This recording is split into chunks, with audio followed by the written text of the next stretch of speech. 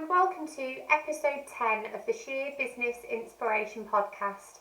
My name's Jo Faraday, and in today's episode I'm chatting to Penny Power OBE, all about being a best-selling author, founder of the Academy, director of Social Power and the Business Cafe, being a keynote speaker, and also her immense contribution to entrepreneurship in the social digital economy. I hope you enjoy the episode. Hi, wonderful to be here. Hi, everyone. I'm sure some of you have already been on many virtual Zooms and things, and I'm hoping that I can really inspire you to run your own events, to be a keynote speaker yourself. And I'm really proud to be here. I think Jo and Sheer Edge and the team that she has is tremendous. They've put me at ease, and I'm really excited about today. So thanks very much to you all. Hello and welcome to episode 10 of the Sheer Business Inspiration podcast. I am so happy to have Penny Power OBE joining us today. Welcome, Penny. Hi, lovely to be with you, Jo. For those that aren't aware of you and your immense contribution to entrepreneurship in the social and digital economy, can you give us a little bit of an overview of your story to date? Yeah, I always think how long do I make it? So I'll try and be brief to give a little bit of context though. So I called myself an accidental entrepreneur because I was very much sort of in corporate or large company world. Always been a sort of sales and marketing person. My most recent corporate or should I say employed job was as sales and marketing director of a fairly large company. But that was back when I was 28, so I'm 56 now. So it's really since then that I've been working for myself, and I suppose the drive for entrepreneurialism came from, how do I manage to juggle my life as a mum, and also how do I get a real sense of purpose in what I'm doing. And if I look back to, well, that was 1992, corporate life for mums wasn't quite as good as it is now. I think companies are a lot more caring and giving, but it wasn't going to be like that for me. A lot more acceptable nowadays, especially this year. I think people have had to be, but yeah, I'm sure at that time it was harder. It was harder, and I was the first sort of senior member of the company to have a baby, so there was no precedent set either. So, but that's great because one of my values is feeling free, and that set me free into a world, and I dabbled a little bit for a few years in different things, and then in 1998, which if we take ourselves back to that 22 years ago, the internet was really starting to emerge and become part of everybody's lives. The World Wide Web was sort of on fire with people creating websites and things like that, and my husband Thomas was very much in that world. He was working for American e-commerce and e-procurement companies and helping them to set up in the UK, etc. And I just happened to say to him one day over a pizza when we were out with the kids were under 5, there were 3 of them under 5. Actually, what about friendship in business? There must be a real gap where people are feeling a bit lonely, a bit isolated, loads of startups, loads of individual experts and solopreneurs, as we call them. Yeah. Why don't we find a way to connect them and help them? And Thomas was a phenomenal networker. I mean, he's just yesterday, one of our clients said, do you know anybody who? And Thomas sort of worked through his database in his head, and he can come up with people's names and remember, oh yeah, I met him in 2002 and he was doing this, and he's just amazing. So Thomas immediately liked the idea of creating a community and connecting people. And that's what we did. But what we probably didn't realize is we were starting the world's first social network. And that all sounds very glamorous and gorgeous, and we had 14 incredible years doing it. It grew across 52 countries. We started very much with a software as a service type model, even though that didn't exist at the time, but we charged a subscription so that people could validate themselves properly, and we could know that people were who they say they are. We also believed in paid membership, because I think when people pay for something, there is more of a general commitment to a community, because people parting with money, they need to get some ROI on that. Absolutely. So that's what we did, and it was amazing. We did that till 2012. By 2012, LinkedIn and Facebook, and the expectation of the mass for free was really huge. And so it came to a fairly challenging end in 2012. And that I call my accidental entrepreneur moment, because I hadn't really realized what it was to be somebody who created a movement and an idea that scaled at such a pace and so huge, and expected so much of us, which is what really gives me a lot of empathy now with entrepreneurs, I think. And you know, what a journey, incredible journey. You built a fantastic, you know, platform. I mean, seeing it, you know, building it from scratch, and like you say, you started that movement, that ball rolling in the whole, you know, social networking element, and, you know, seeing your vision flourish in that way, but then to an extent where actually it far surpassed where you actually felt that it could go. And, you know, obviously, you know, that journey's a great journey, but also, I guess, in some ways quite painful, because you had to make some hard decisions then. Yeah, I mean, it's I think I think one of the core words that a lot of entrepreneurs use is the term resilience. Yes. And there's never been a time, I don't think, in that, you know, of the last 20 years, certainly, when we need to be as resilient as we are now. Yeah. I mean, there was the 2001 crash with the dot-com, then there was obviously when 9/11 happened, and then there's the banking crisis. So there has been things, but this global crash and challenge, and not only crashing around people, but in terms of maybe them finding it hard to do business and having to pivot their business, but also not being able to go offline and run events and meet people in the same way. And so you're sort of, I think adversity definitely creates resilience. I never knew how resilient I could be. I think I was always pretty resilient as a child. I think I was very much the generation whose parents, as a generalization, weren't as in touch with talking deeply with their children, so I was one of the resilient people who could talk through my own problems and find my own way through the little battles at school and battles with boyfriends and battles in life. So I think I had a core level of resilience and also a core level of positivity, and that helps. But, you know, when your whole lifestyle is threatened, it's horrendous, especially when, you know, you've got dependent children. Yes. Yes, because you a were lot of both people involved in that that business, weren't you? So, you know, it wasn't just one of, it was both. So it was. And of course, what a lot of people will be experiencing now is their identity connected to the business that they've built, and absorbing feelings of lack of self-worth and losing confidence in themselves, and that's, you know, that's something I really identify with. And, you know, we went into the wilderness for a few years, Thomas and I, doing work and great work, and you know, I continued my public speaking, and Thomas became a non-exec director for a number of companies, and he was public speaking, and I started another company which did well. But I think the scars of it are really useful scars because of the empathy that you have with people, you know, and the encouragement I have towards people to try not to feel lonely. That's really important to me when they're going through things. Yeah, and I think both from a personal perspective and a business perspective, this year, I think everybody, like you say, it's a global pandemic, so it's affected, you know, all of us in the whole world, and it's about how we respond to it as people, as individuals, and also as business leaders and you know, business people. And so there's two strains of it, which, you know, ultimately is something that you have created a best-selling book, which is Business is Personal, and that's seen success on a global scale. So tell us a little bit more about that, Penny, and what drove you to writing about that? So I have always believed that our emotional state will impact our financial outcomes.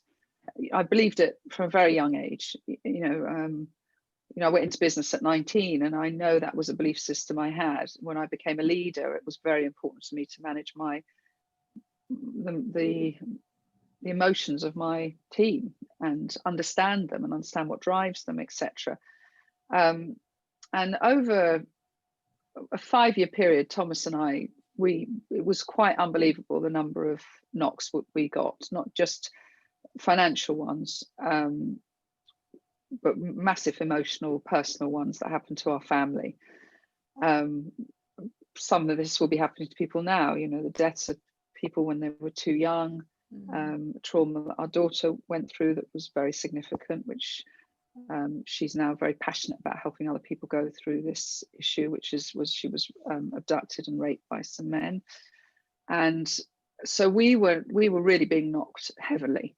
But we were in such a financial position that there was no way that we could sort of take time out to rest and do anything for ourselves. So we were able to put oxygen on all the people we loved that were going through a lot of pain, which included my brother dying, so his family and my parents, and my mum having dementia and dying, and my sister losing her daughter. So there was a lot of people. There's a lot there. There's a lot. And we're a very, very close family. We all live around Farnham, and all these things devastated us. But still, we have to survive financially. It's our responsibility to survive financially. Especially when you've got children and you need to keep a roof over their head and keep them educated in the way that they're used to, etc. Yeah. So, and I'm saying that in that detail because I know there will be a lot of people thinking I'm losing a lot at the moment, or fearing the loss of things. And I think the imagined fear of the future can really bring the present experience right into your life. And I've got a trigger around that myself. Fear is something that I have to fight because we had such a long period of bad news that it's an embedded challenge for me, and I really relate to that with other people.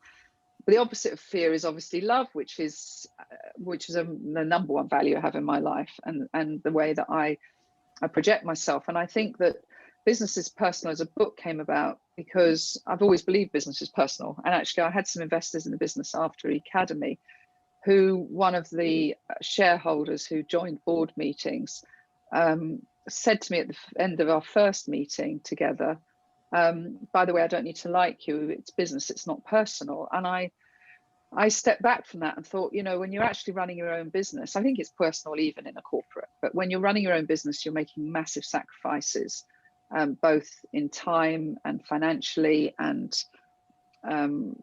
in every way. If it's not, it is personal. And so I started talking about the fact that business is personal on stage. And then about 3 years ago, when everybody else was sort of as well as they could be with the different traumas that our family had been through, and we had got ourselves back to a level footing with our finances, I had a little bit of what ended up being diagnosed as a PTSD moment, and it was a pretty scary experience. And it was triggered by exhaustion and triggered by a situation I was put in front of some investors again when I was looking for some investment into my third business that I wanted to get going.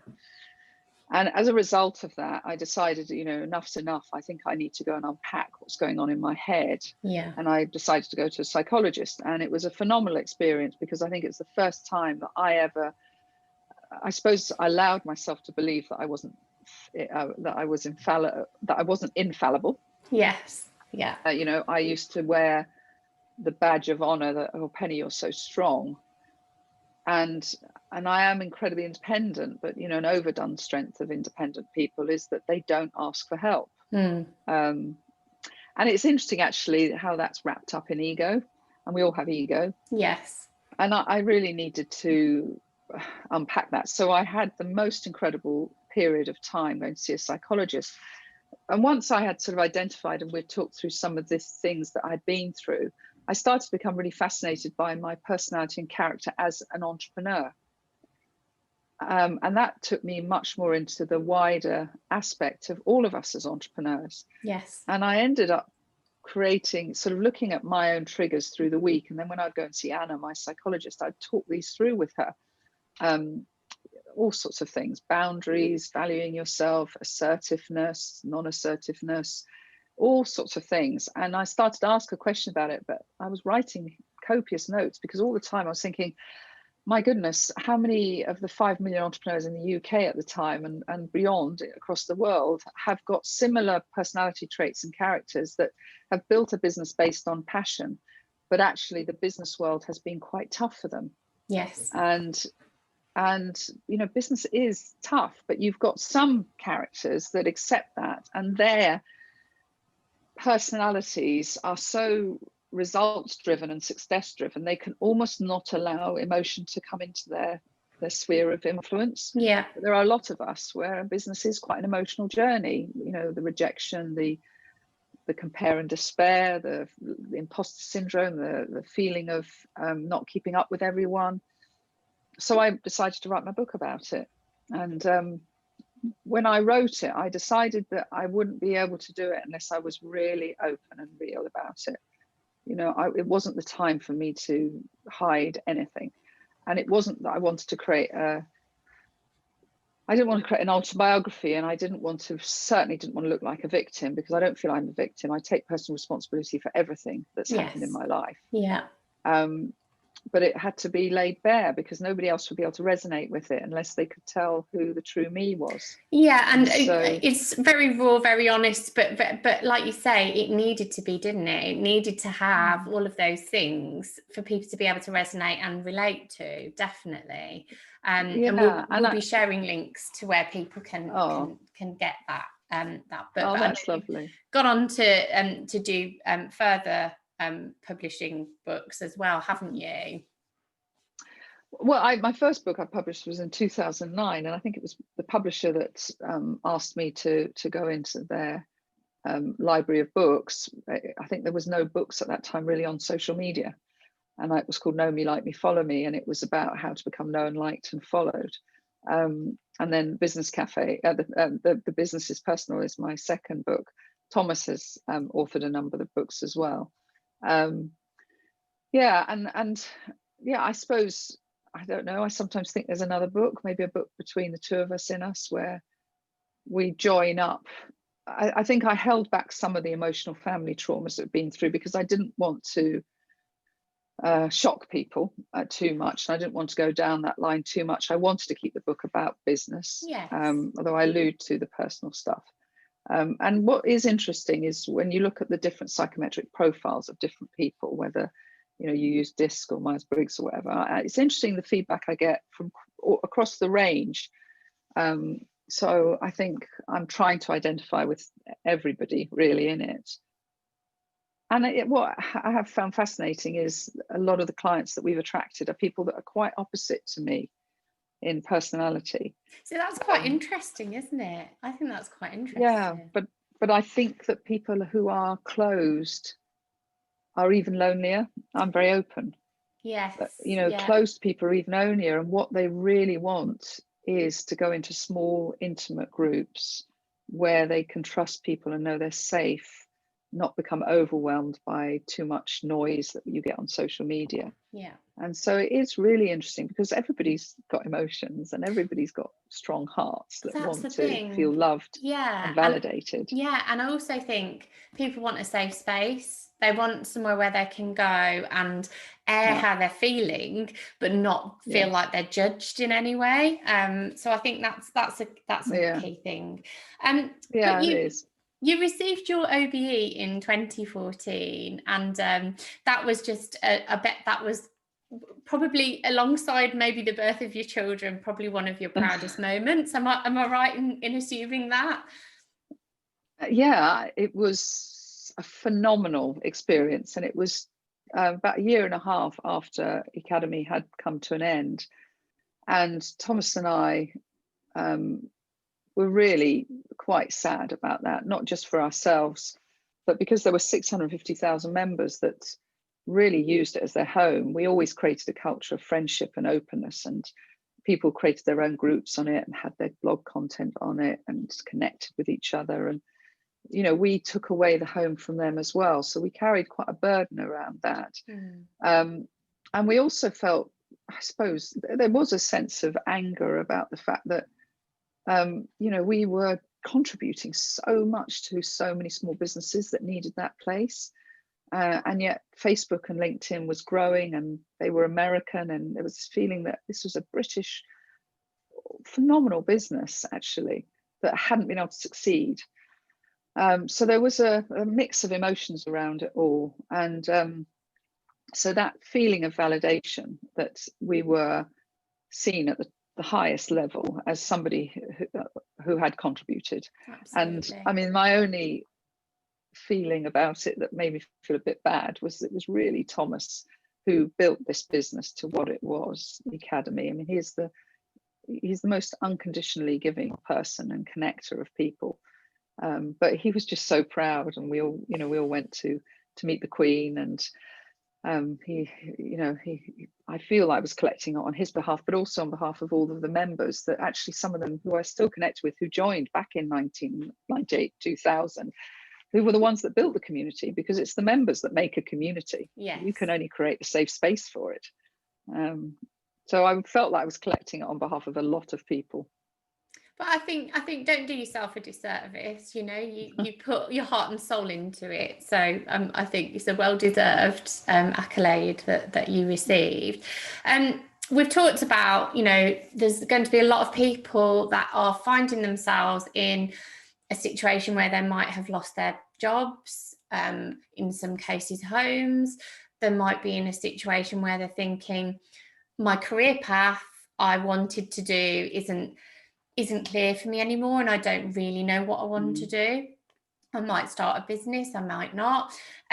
What message could you give to any budding entrepreneur at the moment, right now?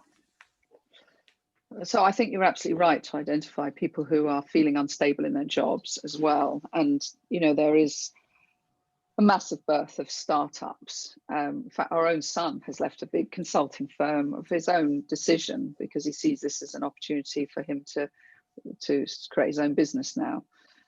So the advice I'd give is that what the world needs is expert come and help me with my business. And I've got a range of suppliers that help me, and whether they're helping me with my mind through to whether they're helping me with my SEO or my brand or my finances. Actually, if you write down the expertise you need in your business, it's phenomenal how much help you need. So the world needs experts, and I think now is the time for people to really think about what is my core expertise and what is the impact that I'm wanting to have on others with that expertise. Yeah. And once you know that, you've got the start of your brand, your personal brand, and your message on your website and through social media. And I think that we are going to see a growth of even more solopreneurs. I particularly love working with them because my heart beats for them and I identify with them. And I think, we Thomas and I, in fact, in October launched a group for people like that called BIP 100. And yes.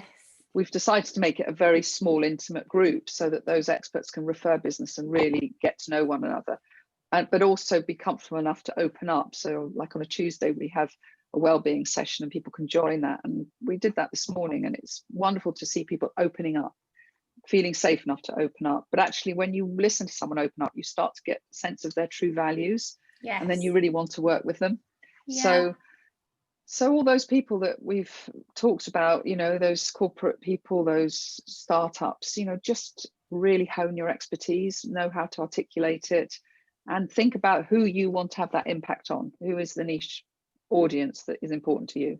Yeah, and I think it's important to recognise what you're passionate about as an individual and hone in on that, because exactly. I think so many people will have spent so much time working in a role and it may not have made their heart sing, and ultimately a lot of time can be wasted in the working life not doing what you love. And I think that's so important as well, is to recognize what really makes you passionate about and work on it if you can. I mean, it's not always possible, is it? But no, I think that's a you're nice absolutely thing. right.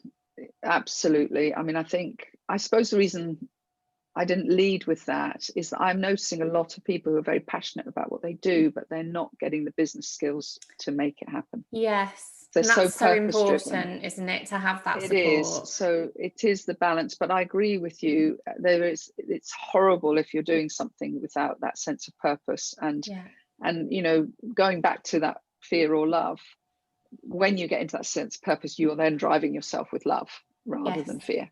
Absolutely. And so I think you're absolutely right, Jo. It's a really critical element of what you do. And, you know, most of us, God willing, are going to live a very long time. Yeah. And need to work a very long time. I mean, I'm assuming I'll work into my 80s, and I hope I'll still want to, but I'm also going to assume that I will. And we've got to feel that we love what we do, because we've got to keep investing in learning that subject even more and even more. Yes, absolutely. And I'm really enjoying, so obviously past writing the books and everything that's been going on, I've really enjoyed watching your women.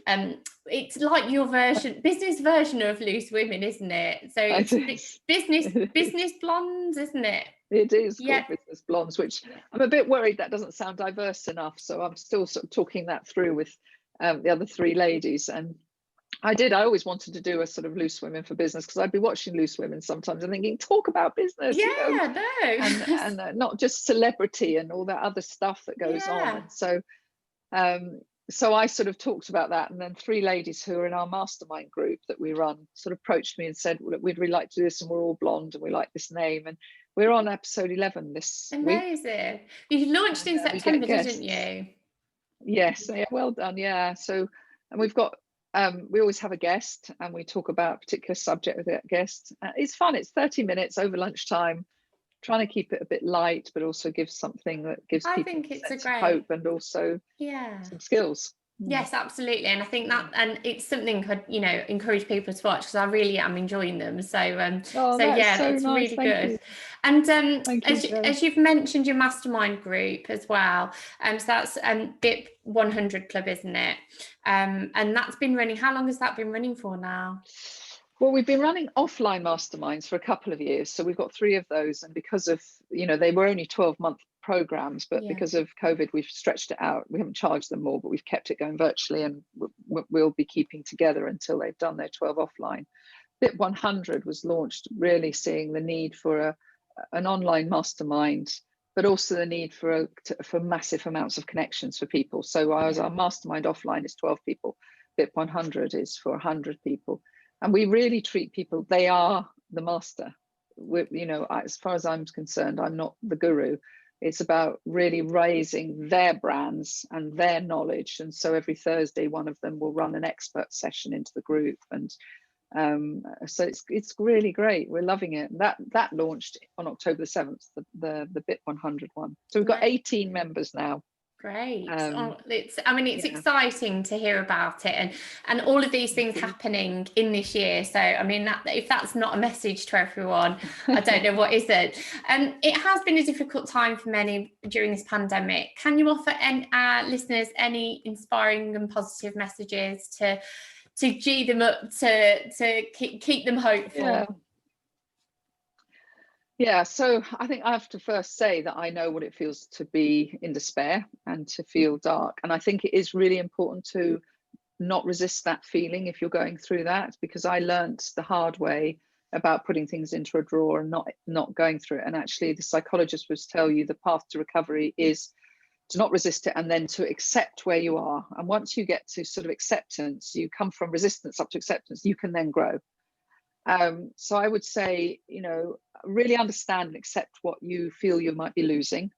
But also I do gratitude every morning. Every morning I write the things I'm grateful for, because it is amazing. If we only focus on what we're losing, it's very negative. If we can focus on what we still have, we can build from that. And in terms of hope about the future, I just think whenever there has been a dip, there has then been an amazing rise. Yeah. And if you are well connected with people and you communicate well with others, if you come on the virtual group events that Joe is constantly asking people to achieve and create, if you create your own virtual events as well, because that's a brilliant way to create community.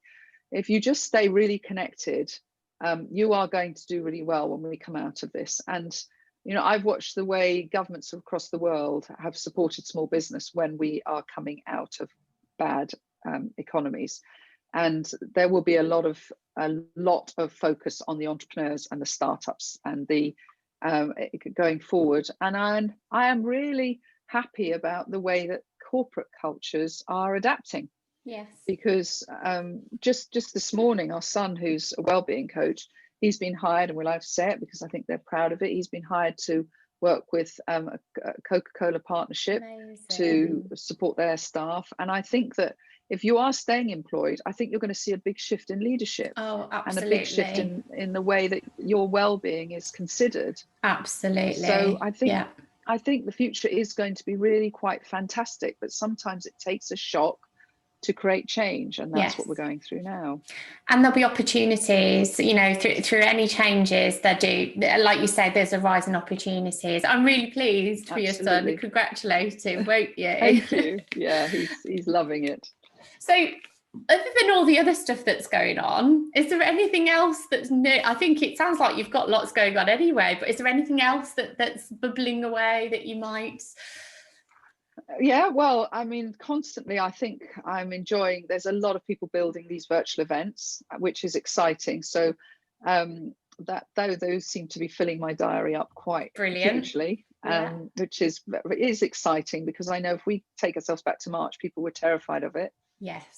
So that, I think, is a new thing that's really exciting. I mean, Thomas and I have once again had a chance, like a lot of people, to step back and redesign our life a bit, which is what we did 3 years ago when we decided what business we wanted to run. And we've decided to look after start living a bit. We've got electric bikes, we've bought a motor home. We're trying to find a bit more balance in our life, which is new, and I encourage people to find ways to go out into nature and enjoy that as well. Absolutely. And make the most of your connections, and make the most of people asking you to do some virtual speaking. I think, and get virtual events going. I think that is it's a new shift in the way people are going to build their brands and connect. Yes. One thing I suppose I'd like to say is that a lot of people are now connecting on LinkedIn. And I'm reaching out to find experts on LinkedIn, and I'm quite disturbed by the fact that people can be quite rude.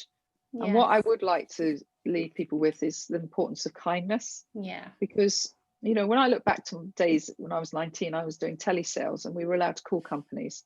Then, Facebook and LinkedIn was fantastic, but now they have massively squeezed how much your posts are seen. Yes. So then people are reverting to obviously Facebook advertising, but there is no harm in someone reaching out to you to try and talk to you as a cold connection. Yeah. And even if they are a bit clumsy, in the way they do it, please leave people with their self-esteem and don't be rude to people. If there's one thing that can come out of this year, it's let's heighten the way that we treat one another and be kinder. I think that's something that I think is really important. And I think that's a brilliant message to leave everyone with. I mean, kindness is it's ingrained in me, as I've been raised, but I know it isn't for many people. But like you say, I mean, we all do need to think more about how our actions implicate others and how it makes them feel. So and I think this year has been a time of reflection and moving forward and finding new ways of diversifying, but kindness is the biggest gift that we can give each other, isn't it? It is. So kindness actually costs you nothing, but it's one of the best investments you can make. Absolutely. Well, thank you so much, Penny. I could talk to you for hours. Oh, bless you. Well, I know everyone will have really enjoyed this episode, so thank you again, and speak You're to you soon. You're very welcome. Thank you. Thank you, Jo. Thank you so much, Penny, for taking the time to chat with us and share your experiences. I'm sure so many people have had great inspiration from what you've had to say. Also your words of wisdom and inspiring positive messages. So thank you so much for that. We will be sharing the links to your book, Business is Personal, along with the link to be able to watch your business blondes, and also your BIP 100 link as well. So if people do want to sign up, they will know how to do that. If you're enjoying our podcast, please do feel free to subscribe to our YouTube channel, where you'll be able to watch historic episodes and also all the new ones that are to come. And also don't forget that we do really value your feedback, so please let us know if there's a particular guest you'd like us to chat with, or any particular questions for each of the guests that we speak to in our bi-weekly episodes. Thank you for your support. And the next guest that we've got coming up is Kevin Rogers. He is an award-winning solicitor. He's won Solicitor of the Year. He's president of the Northampton Chamber of Commerce, and he's so much more. For those of you that will know of him and follow him on LinkedIn, you will know about his hashtag Singing Solicitor as well. So I am sure that you'll have lots of questions. Please do feel free to let us know what they will be, but we will be chatting with him in the next couple of weeks. So keep your eyes peeled for that episode. Thanks again.